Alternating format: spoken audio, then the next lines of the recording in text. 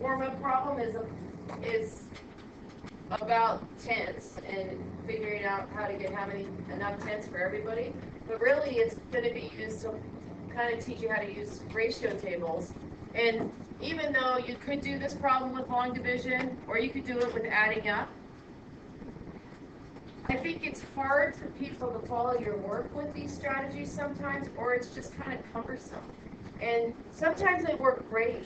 Like, I don't think it was very hard for TJ to add up, but I think I could teach her to use ratio tables, and as she gets into more complicated problems, I'm going to wait till everybody's ready to listen. You could do more mental math and just record little steps in a table, and that's really what people do in real life. And so we want to kind of take this problem about tenths and kids, and now that we know we need 15 tenths for the answer, you guys did that with me, I want to have us look at this next person's work here. And sometimes teaching a tool with a problem that you already have the answer to is a good way to teach it so you know it really works. I've said that before in here. So, like, the problem here, it says if you use a ratio table, you start with a known ratio, and that brings us back to last night's homework. What was the common mistake on that homework? Like the common mistake is students thought. Yeah. Was that a ratio just always related to one quantity? A ratio always rated just to one quantity. And it didn't. In fact, before we go on, so on this table, I just want to show you what they did, and then we're going to break it down into pieces. I'm going to do this kind of quick, but then we're going to go to the next couple pages and go slower. So on this table, they used all different tools. They did multiplying by 10. Like, we've talked about this a little bit during the last couple class periods. And 1 times 10 is 10, and 12 times 10 is 120. That means if I had 10 tenths, I could put 120 kids in them. And then maybe the parents thinking, well, that's not enough, but I don't need to double again. So they actually divided by 2 here and found out if they had 5 tenths, they would be able to put 60 kids in there. So people really do this. They do stuff like this in the store. They're not always pulling out their little tablet and writing things out. They're doing mental math. And the reason is because this person figured out that if they had 10 tenths, they could put 120 kids in, and they have 5 tenths, they could put 60 kids in. So if they add these 5 tenths to those 10 tenths, like Salam was just talking about, that would give me 15 tenths in all. But that means I can add 60 kids to the 120 kids, and that means 15 tenths would be enough room for 180 kids. I'm going to pause it. I'm supposed to talk about that. So her question's really good. On the part where I added 10 plus 5y, I was just thinking 10 tenths isn't enough, so I'm thinking to myself, what if I bring in 5 more tenths? I would have 15 tenths. But then you might think 180 is too much. And so that what happened here was then they subtracted out this 1/10. But if they subtract out a 10th, they have to subtract out 12 kids. And that brings it down to 168 kids. And remember, that wasn't enough. It was too few. So the conclusion is, in order to have everybody have a place to sleep, they're going to need 15 tenths, and they'll just have a little extra room.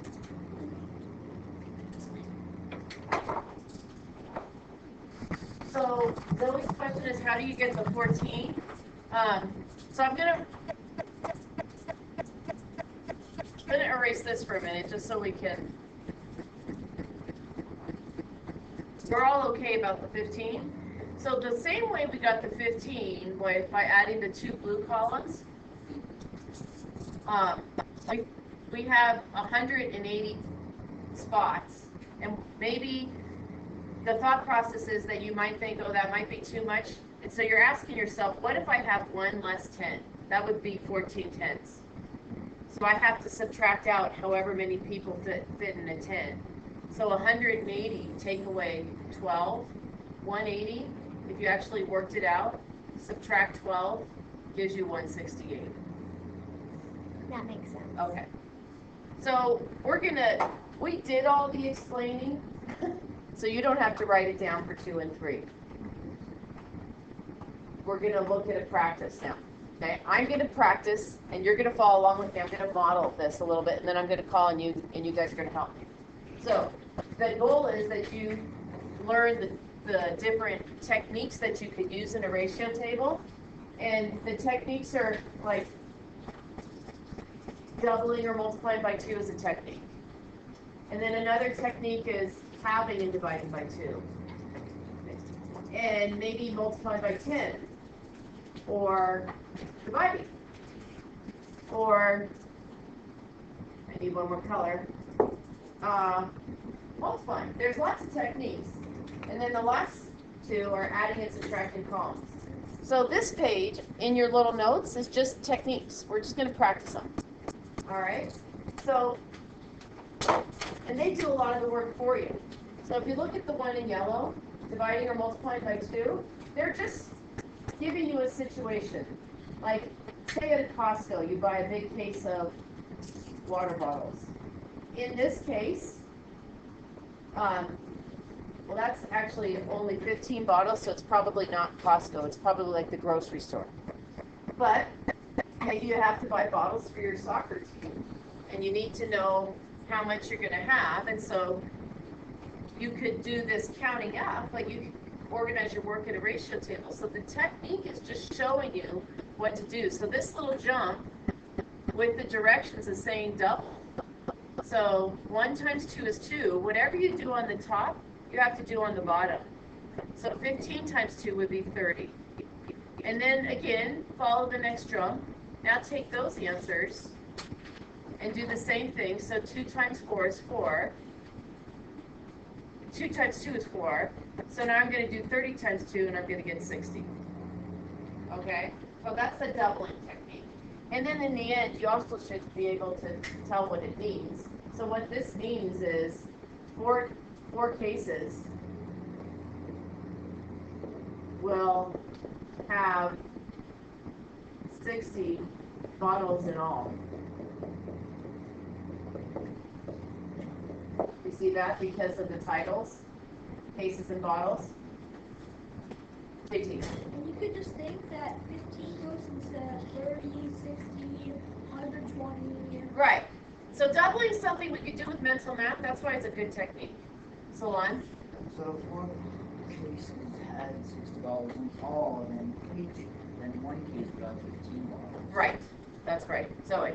How do you know when to stop on this? In this case, you're going to just stop when they stop with directions. So if I did B, so you and I can do that. It's dividing by 2. Those kind of look like pluses, but they're all divides. So what's 480 divided by 2? Think of 48 divided by 2. 24. So this would be 240. Okay, so we're really just doing the practice. And now it's telling me to divide by 2 again. So what am I going to have? 12 or 120. 120. And it's telling me to divide by 2 again. So I'm going to have 60. So now this one says 1 case would give me 60 bottles. So is this the same size case as part A? No. No. Is it bigger or smaller? Bigger or smaller? I'm not hearing, so you guys not sure? Bigger. Larger. It's larger, right? In all, if we just look at how much 1 case has, 1 case over here has 60 bottles in all, and like Salam was saying, 1 case over here had 15 bottles in all. So you can't just look at the end number, you have to look at what 1 is. Okay, so F is the adding columns. That's the part that could be the most powerful, actually, in big problem solving. Do F and G for me. So what's going on there on F? So the cases are the 1 case is the cases are multiplying by 10. Right? And the bottles are multiplying by 10 also. Right. So you get the 120 here and you get the 10 there. And So then the cases are adding the first column, which is the 1 and 12. right. That would just be one. Right, so they're trying to figure out what's in 11 cases, so they could just add the columns. And then the blank one would be 134. 132. Two, sorry. Right. So it's the same question Salon asked earlier. Why do we add rows? Well, maybe you know 10 cases is enough and you just want to add in one more case. So now we know 11 cases has 132 bottles. Okay? Well, what if 10 cases was too much? What happens there, Juan? Well, you could just do the same thing that you just here subtract that. Subtract. Take out a case. So 10 take away 1 is 9. And 120 take away 12 is 108. Okay? Pause for a minute. Okay. So Maggie, why don't you do this one with me? Here's a bigger problem. On-time earns $13 a day. So right away when you do a problem, they're going to set it up for you, but eventually you're going to set it up. So in one day he earns $13. Does that make sense? At his summer job, and he does that babysitting his cousins, and you want to figure out how much he earns in 20 days. So they set it up for you. What do you do, Maggie, to get from here to here? So you're timesing by 10. Perfect. So you do the same thing to the top and bottom. Your job is just to go through and tell me what you do. And then how did they get from here to here? And we would call that doubling, but you can also say multiplying by 2, it means the same, right? So you're going to do this here, and then you can answer the question. And Naomi, what's the answer to the question? How much money will he earn in 20 days? How much?